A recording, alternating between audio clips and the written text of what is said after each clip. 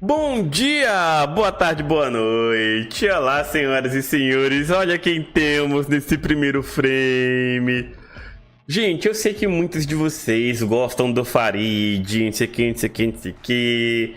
Mas por conta de certos motivos aí que não vêm a calhar, toda vez que o Farid fica puto, eu fico feliz. Tá ligado? E nem é necessariamente por causa do Grêmio, até porque tem outros criadores de conteúdo relacionados ao Grêmio que eu acho divertidos, tipo Chorume, tá ligado? Mas com relação ao Farid, quanto mais ele se estressa, melhor pra mim. Mas enfim, bora. Já que meu time tá ferrado, caiu na fase de grupos, agora eu vou morrer dos outros que caíram hoje, essa semana também, né? Bora lá para os eliminados da Sul-Americana. Hora de dar tchau, pessoal! Hora de dar tchau. Brasil todinho. Na Sula deu tchauzinho. Sobrou só 2. Tem um pirata que tombou e outro que com a lei do espancou. Chama Samu pro Superman. O sítio da Chope tremeu, não passa bem. Lá em Cali contra os diabões. Foi pro inferno com o diabo e seus tranções. Nem no nível do mar o Vasco deixa de se embanar. Ah, Josão! Na volta não apanhou, então já vejo evoluções. Diniz vai infartar. Tava tão bom o mês que ficou sem jogar. Retorna ao looping das humilhações. É que o coach voltou, querendo eliminação. Toma suco de laranja! O cara tá feliz, mas O Del Valle de uva é muito melhor. E quase foi de F com os penais, meu bem. Choveu sapo nas minhas menções, mas Santo Aberson deu paz pros corações. Ele jogou pra caralho ontem, Essa é tá? música pros eliminados, né? Vem que a minha tara é pelas eliminações. Quem me empolgou e vá na arena, cacetinho, viu cacete. Caraca! O sonho só restam ilusões. Arena é Mas estava fadado ao fracasso, pô. Mano Menezes tá totalmente ultrapassado. A lei do ex dobrou, é a pior das maldições.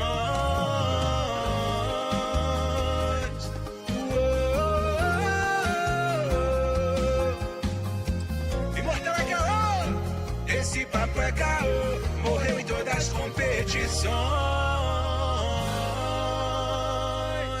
Gente, com todo respeito, eu falei em live, inclusive, tá, gente? Estendeu o convite, eu sempre vou fazer os convites aqui nos vídeos do Fute Paródias, tá?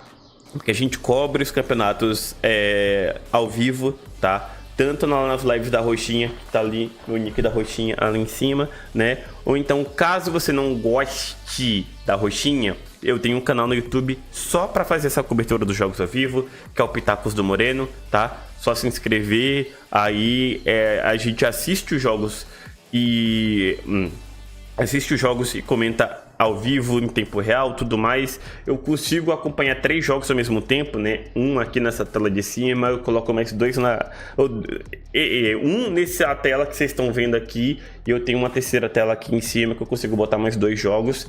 Então a gente acompanha Sul-Americana, Libertadores, Brasileirão. Os campeonatos internacionais estão parados, né? Mas principalmente Premier League e La Liga, tá? São os campeonatos que eu mais acompanho lá de fora, junto com a Champions e com a Europa League. Então, vem bater papo sobre futebol, tá? E de preferência que não seja de uma forma tóxica. Todos os torcedores de todos os times são bem-vindos. A gente faz piada, a gente brinca, mas a gente não apela, a gente não pega pesado, a gente não é ofensivo pra cima de torcedor nenhum, né? Justamente porque eu também dou essa liberdade pra galera da live zoar o Corinthians quando o Corinthians tá mal, né? Então, essas últimas semanas aí, o que eu já tive que aguentar e de ouvir, vocês não têm noção. Mas lembrando, né? É aquela zoeira saudável, amigável, sem intenção de gerar treta entre a galera, tá? Então, venham pras lives. Mas o que eu tava falando do Mano, né? Que eu já, no dia do anúncio dele, eu falei, véi, o Grêmio tá fadado ao fracasso com o Mano Menezes. Ele tá extremamente ultrapassado. Extremamente ultrapassado, tá? O time joga feio, o sistema defensivo é fragílimo. Nem sei se é fragílimo, que é tipo muito frágil. É gigantescamente frágil. As contratações para o sistema defensivo não foram legais. Tá naipe Corinthians, ou até se duvidar, o sistema defensivo do Grêmio é pior que o do Corinthians, o que é bizarro para pensar, tá? Com relação ao Bahia, eu já falei algumas vezes, tá? Tem culpa do Rogério Ceni no meio, sim. Por mais que ele tenha organizado minimamente falando, o meio-campo é absurdo. Os jogadores do meio-campo do Bahia são incríveis, tá? Os laterais estão bem. A zaga pode melhorar um pouco, mas já melhorou muito comparado ao ano passado, tá? Mas, velho, como é que você é um time do Grupo City e que o Grupo City já falou abertamente que é o segundo time com mais prioridade do projeto, só atrás do Manchester City, e você não vai atrás de um goleiro de primeiro escalão? Como é que você, depois do ano que a gente viu do Marcos Felipe ano passado, vocês ainda insistem nele?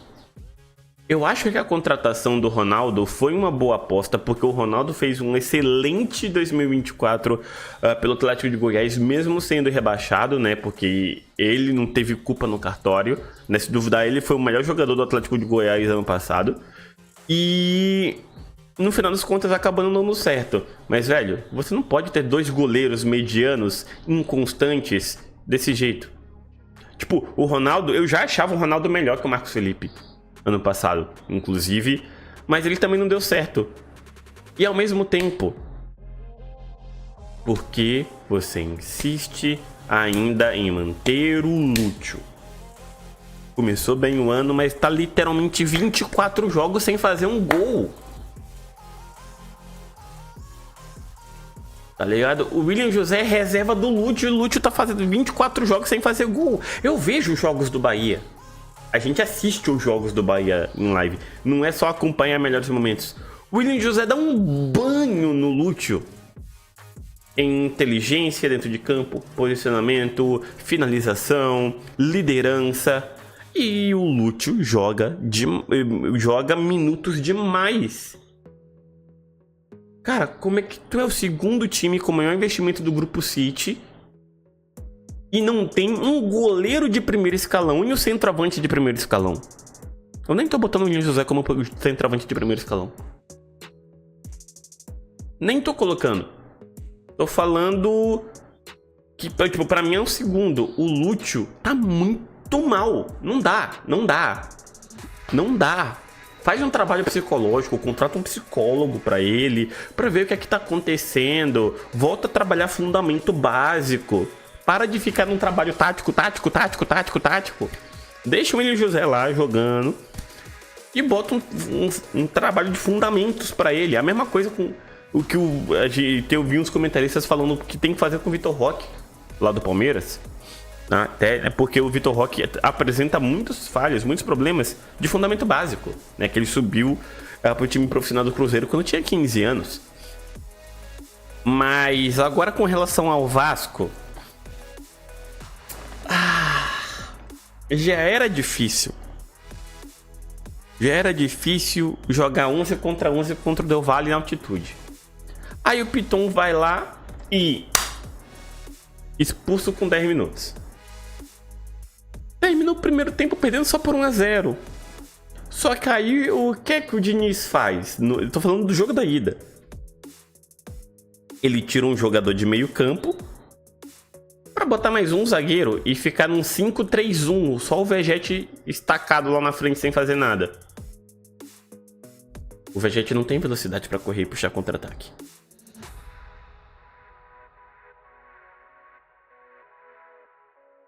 Tirou um atacante. né, pra botar o Maurício Lemos? Por que não tirou o Vegete e deixou o Ryan, que pode fazer esse homem de meio? É centralizado e é mais ágil, é mais veloz que o Vegete, só pra dar essas desafogadas em contra-ataque. Nem precisa sonhar com gol. Pode, tipo, conseguir pegar uma bola, joga no Ryan e deixa ele comer um pouco de tempo lá atrás. Ou lá na frente, no caso. Só que aí ficou esse 5-3-1. E aí você tira espaço de controle ali da marcação na entrada da área para ocupar o espaço dentro da área. Ou seja, você diminui a competição por espaço no centro criativo do Del Valle. E eu nem sou especialista em futebol equatoriano, mas eu sei que o Del Valle é um time que usa muito como fundamento do seu sistema a criação ali, a ocupação dessa área do campo. Não a área, a grande área. Esse espaço na intermediária. Para criar. Você desafoga eles, tem mais espaço para eles trabalharem a bola. Deu no que deu. Foi goleado, foi amassado com 2 erros grotescos do Maurício Lemos. Aí eu fico me perguntando, cara, como é que eu, que não sou formado em nada, enxergo essas coisas no Corinthians, no Vasco, no Bahia? E os caras, esses técnicos que recebem tipo R$1 milhão por mês, não enxergam. Tem alguma coisa de errado.